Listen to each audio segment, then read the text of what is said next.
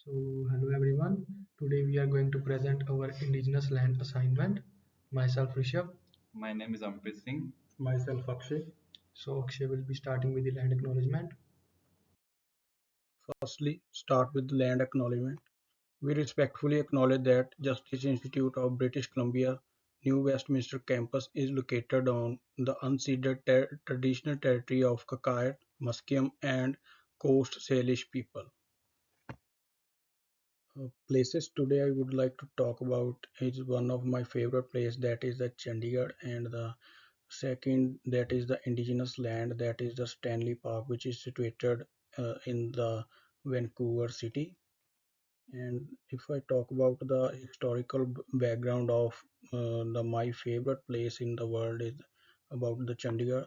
The Chandigarh was the first planned city of the India, and it is an example which is set by the Indian government to plan the city like Chandigarh. And the city of Chandigarh was designed by the Swiss French architect Le Corbusier in 1950, and that design is very good, and also look very nice and well planned.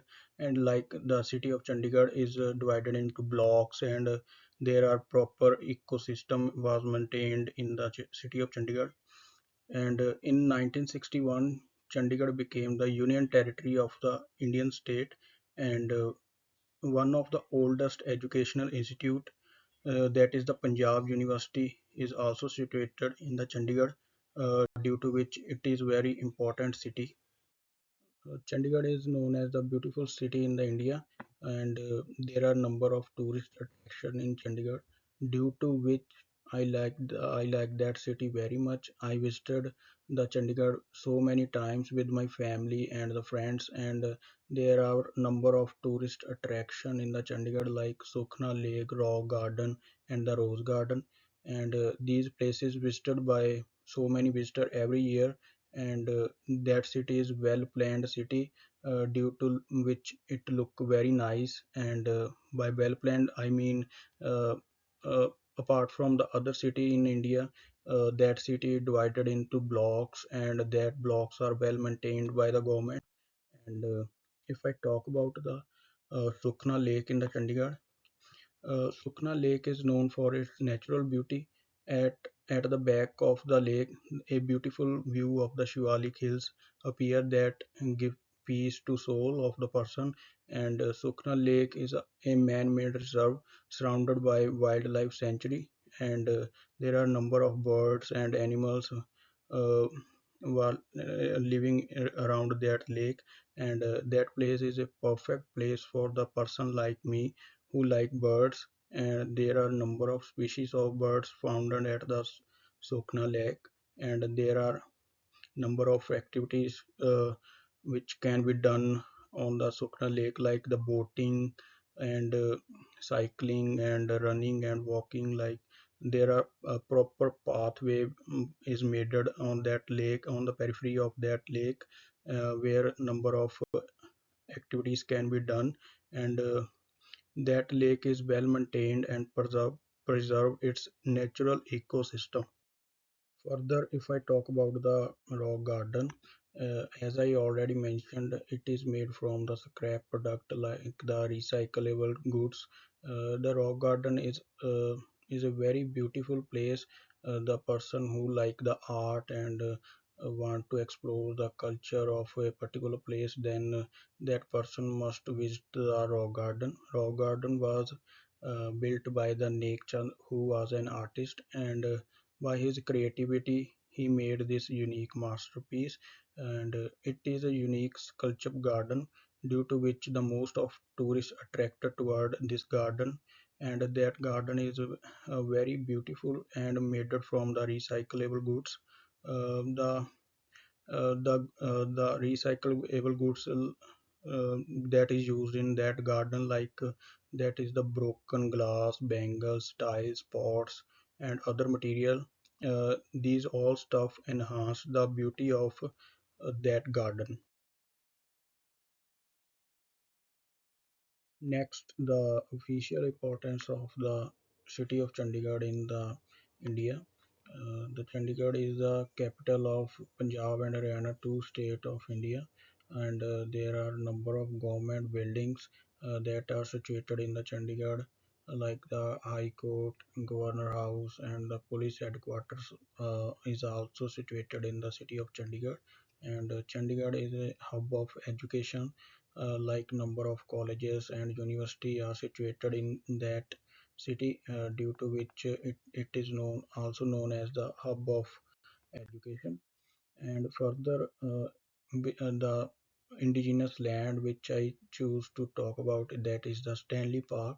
The Stanley Park is located in Vancouver, British Columbia. It is situated on the traditional and unceded territory of Musqueam, Squamish, and Seal-Wauth nations. If I talk about the historical background of that park, that is Stanley Park, in 1886, the Council of the City of Vancouver sent a request to the Canadian government for permission to use that military reserve to the west of the city as a public park. Before they made a park, there were a military reserve that is used by the government of Canada.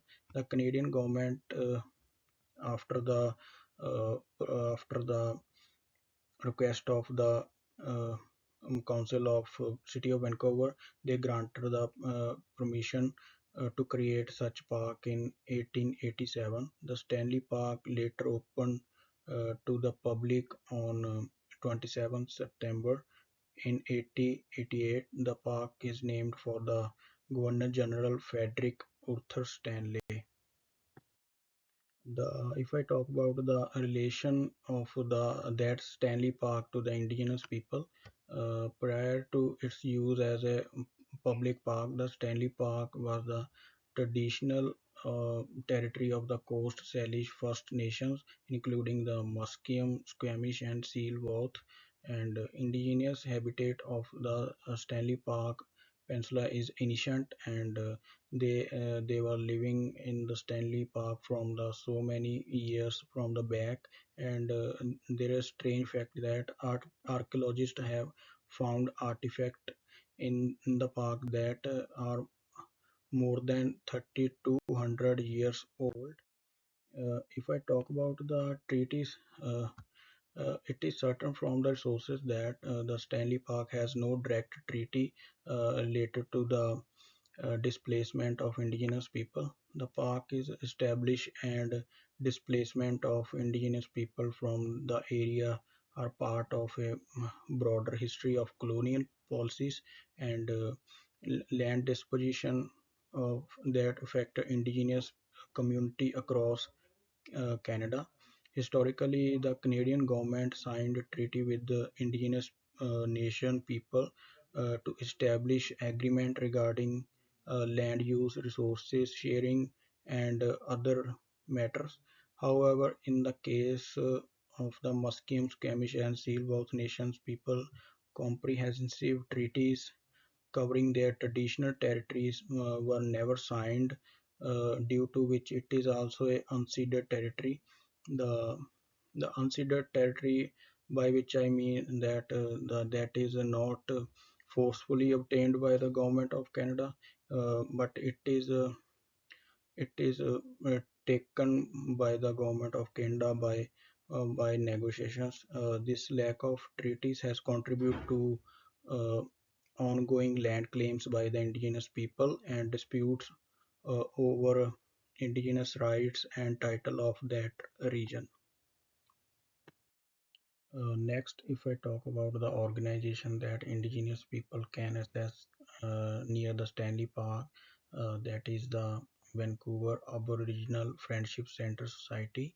Uh, that Vancouver Aboriginal Friendship Center Society providing the services in related to the health, wellness, welfare, human right, culture, education, and recreation of urban indigenous people. So, hello everyone, myself Rishabh. The places I am going to talk about is Hussainiwala border and Barnaby Mountain Park. So let's get started with Hussainiwala border. So Hussainiwala border is located in Firozpur, Punjab, on the boundary of India and Pakistan. So it is situated on Indo-Pak border at Firozpur, Punjab, which is my birthplace. This place is close to my heart. So from the India side, the nearest village is Hussainiwala, and from Pakistan is Kasur. This used to be a border crossing between India and Pakistan, but it closed after partition of 1947 as British rule was dissolved by that time. Retreat ceremony. So there's a ceremony called retreat ceremony is held at this place where both the armies of India and Pakistan do a beating ceremony. They flag their country's flag, and it is done by 1970 and held at 6 p.m. by both the military. Public and tourists visit this place. People from nearby villages and nearby district also visit this place for see this ceremony. It shows peace between both the nations and how the nations are working and how they are compromising with each other. So this is the picture of Shahid Bhagat Singh, whom I consider as a role model. At 23 years of age, he was hanged to death as he was fighting for independence. He was hanged to death by Britishers. The historical importance of this place is also related to Shahid Bhagat Singh, as he used to stay at this place during the India Independence War. Important events were witnessed at Saniwala border. It is well known for being the location of cremation of three Indian freedom fighters, Bhagat Singh, Sukhdev, and Rajguru, who has been executed by British colonial authorities in 1931. Their sacrifice and fight for independence have a significant historical impact on India. This place also is a symbol of peace, as both the armies from both the nations exchange gifts and sweets to each other on their respective festivals. The people from Pakistan and India visit this place to see the Indian and Pakistani army having cordial relationship with each other. The border region also stands for the desire for and peace between the two countries and how they are working with peace with each other. Many people and groups support peaceful coexistence and use the border as a metamorphical staging area for peace efforts. So there is an organization named Lifesaver Society present in Firozpur, which is nearby to Saniwala border. This group work for the raising of socio-economic standing of people in Firozpur and focus on women empowerment. They help the needy people by feeding them, they provide free education, and they offer training in skill development programs. They also help them financially, and they also arrange blood donation camps in which they save the life of others by donating free bloods. So the next place I'm going to talk about is Burnaby Mountain Park, which is an indigenous place. So this place is situated in Burnaby, British Columbia. The Sealworth, Musqueam, and Squamish nations, along with other Coast Salish First Nations, claim ownership of Burnaby Mountain Park in Burnaby. So there is a centennial rose garden present there, which is full of stunning roses and different kinds of roses. This stunning garden is close to the Horizon restaurant and is full of colorful roses. People visit there and enjoy the serene environments and unwind the natural beauty of the surroundings. Also, there is a river, and we can see the Vancouver area from this side. The historical background of this place is the Coast Salish people such as Sailworth and Musqueam First Nations are the original inhabitants of this region, which is close to the Burnaby Mountain Park. So there was an era of lodging in the history. This region experienced heavy lodging in the late 19th century and earlier 20th century. This region's economy benefited by lodging the Burnaby Mountain forest slopes of timber. So you can see the forest timber. Historical life of indigenous people in this Burnaby Mountain Park. So there used to be a seasonal movements in which indigenous communities frequently followed seasonal movements, tailoring their settlements and activities to the availability of resources. So the indigenous people would assemble along the rivers or the coastal areas during the salmon runs in order to harvest and preserve salmon for their food. In order to access different resources during the warmer months, they may set up temporary camps to relocate to higher elevations like Burnaby Mountain. So the culture of this place used to be indigenous culture in this area had a rich tradition of storytelling, art, music, and ceremonial practices.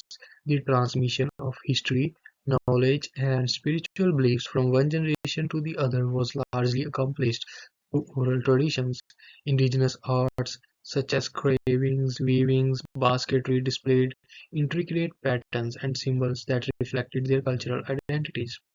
So the indigenous people living in this area lived a semi-nomadic lifestyle before it was colonized, hunting, fishing, gathering food, and interacting with nearby communities through trade.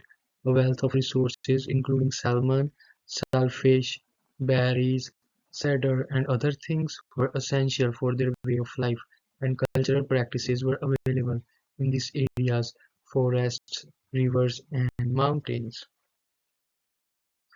Contemporary life of the people living in Burnaby Mountain Park is like cultural revitalization. Local indigenous groups present there, such as Sealworth and Musqueam First Nations, are working hard to revive their cultures. This includes revitalization and preservation of language, storytelling, traditional arts and crafts, and transmission of cultural practices and knowledge to the next generation. They promote and highlight indigenous traditions, cultural celebrations, and events are frequently held at this place. Though ongoing initiatives to preserve indigenous culture, advance land stewardship, and promote reconciliation, people in the Burnaby Mountain Park are remembered for their historical lives, and they are given due respect today. Simon Fraser University have also done some initiatives for preserving the traditions of indigenous people living in this land. Simon Fraser University has built and strengthened the bond between the land. In its past, the people who have called it a home for generations, educational programs, cultural activities, and partnership between indigenous communities, academic institutions like Simon Fraser University and local government are being undertaken. So let us talk about the treaty of this place. So the Burnaby Mountain Park witnessed no treaty, although the Seal, Wood, and Musqueam have historical ties to this area. No treaty negotiations were conducted prior to the park's creation. This park was instead developed by the city of Burnaby to safeguard the region's natural beauty and offer a recreation area to the public. The historical and current presence of indigenous people in this area, including Sealworth and Musqueam, must be acknowledged and respected. Reconciliation, respect, and understanding can be advanced by respecting these nations' territorial rights and cooperating with them in a meaningful ways. So, what do we understand by the treaty? The traditional land of the indigenous people can be honored and recognized through land acknowledgement if they are on the treaty. They are an expression of respect that recognizes the historical and present presence of indigenous communities as well as their ties to their land. We can promote understanding of the complicated histories of the land on which we live and work by recognizing the traditional territories by bringing attention to the need for reconciliation. So the organizations present at the Burnaby Mountain Park which help indigenous people present there to grow is Seal-Worth Nations. The Seal-Worth Nation has its own government and community resources, and its traditional territories include the region around Burnaby Mountain Park. They offer their members support and services in area of employment, education, and health. They help them by providing education.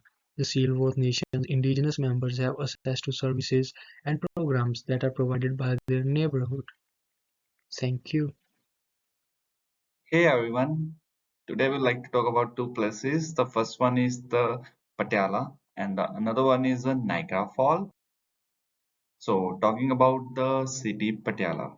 Firstly, it is called the Royal City of Punjab and it is located around the Kila Mubarak and it is a castle which is constructed by a Sikh person, and the name of the person is Ala Singh, who founded the royal dynasty of Patiala and after whom the city is named. So the city is famous for the number of things. Firstly, it is famous for the traditional Patiala Shahi turban, which is right now I'm wearing, and which is also depicted in the picture of mine shown in the slides. And it is also famous for one pranda, that is a traditional term used in my country, as it is used for the female hairs. And another is Patiala Salwar. It is a type of a female trousers, and one is the footwear, which is very famous for the Patiala girls, which used to wear, and the name of the that footwear is Jutti. And Patiala is also called the beautiful city of Punjab. So, talking about the historical importance, that the after the third battle of Panipat in year 1761, in which Marathas was defeated by Afghans, the writ of Afghans prevailed throughout the Punjab. So Patiala state saw more than 40 years of ceaseless power struggle with Afghani, Durrani, and the Sikh Empire of Lahore. So now coming to a treaty. In the year 1808, Patiala, the king of Patiala, entered into a treaty with the British against the ruler Maharaja Ranjit Singh in 1808, and thus becoming the collaborator in the Grand Empire building process by the British in the subcontinent of India. And Patiala became the 17-gun salute state during British Raj. So, talking about the tourist attractions, as Patala is famous for the number of things. Firstly, there is a temple, and the name of the temple is Kali Devi Temple. It is a Hindu temple which is dedicated to Mahakali, and it was built by the Sikh ruler. Ruler means the king of Patiala, Maharaja Bhupinder Singh, who financed the building of temple in his capital. So, coming to another tourist attraction, that is Gurdwara Shri Dukhnwaran Sahib, the site where our Sikh Guru Tegh Bahadur had sat, came to be known as Dukhniwaran, literally meaning eradication of suffering. So the another one is the Bahadurgarh Fort, which is a 6 kilometer away from the Patiala city. And so, why this particular place, Patiala, is important to me? As there are the number of reasons. The firstly is that I belong to a Sikh religion, and Patiala plays an important role in preserving Sikh culture and tradition. Secondly, I completed my secondary education from the one of the best educational institutes located in this city, and the name of my educational institute is Butadal Public School, which aimed at providing quality education including Sikh culture teachings to the students, as institute is managed by a Sikh organization. And another reason is I spent most of my childhood with my grandfather and grandmother, listening to their stories and playing games with them in their heritage homes, which gave me very soothing vibes during that days. And even I also attended a number of fairs organized in my city, as these includes the crafts mela held at the Sheesh Mahal gallery premises. Another remarkable aspect of this 10-day treat is a whole dazzling era of Indian classical music and the dance concerts held in our courtyard of majestic Darbar Hall in the Killa Mubarak complex. And even I also very much fond of the Basant festival, as being the famous seasonal fair heralds the advent of spring. Young mustard flowers all around create an aura of romantic were infecting the spirit of Punjabis. At last, living with parents in a particular city in same house is a priceless moment which can never be forgettable. So coming to my another place, that is Niagara Falls, which needs no introduction. It is a group of three waterfalls at the southern end of Niagara, George, spanning the border between the province of Ontario in Canada and the state of New York in the United States. The word Niagara comes from the word Oniguera, which means a thundering noise. The falls at the Niagara about 12 years old, and the Niagara River flows at the approximately 35 miles per hour. And these are actually two waterfalls in Niagara, the American Falls and the Canadian Horseshoe Falls. And Annie Taylor, the Queen of Mist, a school teacher from a Bay City, Michigan, was first person to travel over the falls in a barrel on October 24, 1901. And coming to a treaty. The year 1950 Niagara Treaty was signed between the United States and the Canada on year 1950. The treaty concerns the diversion of waters flowing out of Lake area to Welland, Canada and the Niagara River.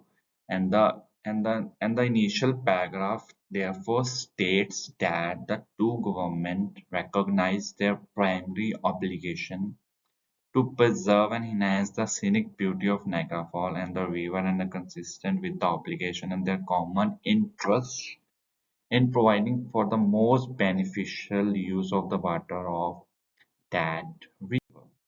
So coming about to the tourist attractions, there is a Niagara Skyville, which is 175 high feet above the Niagara Falls for the most spectacular view of the natural wonder, the Niagara Speedway. So coming to another tourist attractions that like Dinosaur Adventure Golf and the Movie Land Wax Museum. At this famous fall attraction, you will see the character of classical movies like Indiana Jones and the Terminator to like a Hunger Games and the Pirates of Caribbean. So relation of indigenous people to this location, that 12,600 years after indigenous people had a set foot in a Niagara, the first Europeans arrived in 17th century. They encountered a group called a neutral nation, a group of indigenous people who populated the region, living in a park covered long houses, planting corn and tobacco, and having developed a social order in which many women played an important role. Both the beauty of Niagara Falls and the frightful connotations attracted the visitor to this location, therefore transforming the indigenous relation to this place. And for both of the horses only the people of Longhouse and whose later presence displayed the neutral nation and for whom the reason became the very important for a hunting and trapping. And so Niagara Falls holds a special significance as a nature world featuring the great meaning and power. And the Niagara has a rich heritage and legacy of indigenous life, culture, and the community.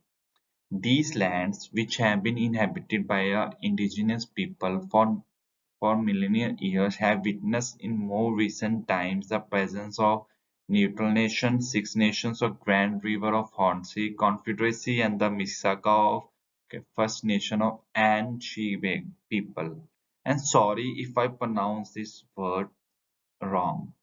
The Niagara region has a long-standing friendship with the indigenous people of this land. Oral tradition and archaeological evidence shows that indigenous people lived along the Niagara River for around 13,000 years. So, coming to the organization, the Niagara Regional Native Center.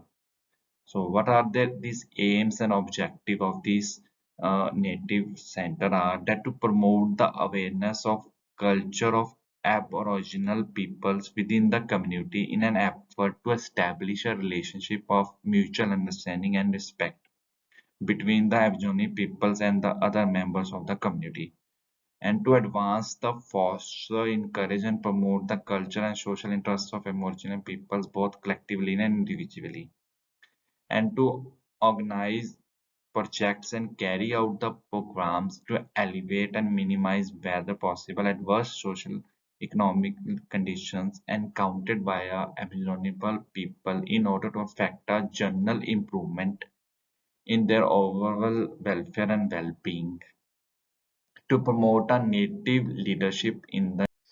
So at last, we have mentioned our references which we have taken for getting the information over selected places. So these all the references we have mentioned, so you can see. So thank you. Thank you. Thank you.